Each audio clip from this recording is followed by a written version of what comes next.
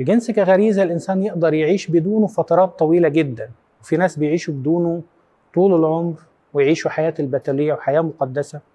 فالبتولية بيتحدوا بالله وبيتحدوا بالمجتمع في خدمة ورعاية، وبيطلعوا طاقة الحب بشكل روحاني كافي جدا ومشبع، فلا يحتاج إلى ممارسة جسدية، لأنه بيطلع العلاقة دي في شكل روحاني وشكل رعوي وحب إيمان مسيحي للمجتمع ولله، فبتطلع الطاقة دي في شكل يخدم المجتمع كله ويتسامى الإنسان بالطاقة اللي جواه. البدايات عند مدمن الجنس ما بتكونش الاستكشاف أو الفضول أو الرغبة في التعرف أو الثقافة أو الوعي، ولكن هي الفكرة تخدير ألم نفسي، هروب من الضغوط، طريقة لمواجهة المشاكل. فلما يتحول لكده بتبقى ملجأ وملاذ لدفن الألم واختبار نشوة معينة عشان تجنب الشعور بالألم. وده نظرية خانزيان في الإدمان، إنه بيقول هي عبارة عن مداواة الذات أو محاولة تخدير ألم أساسي موجود في حياة الإنسان.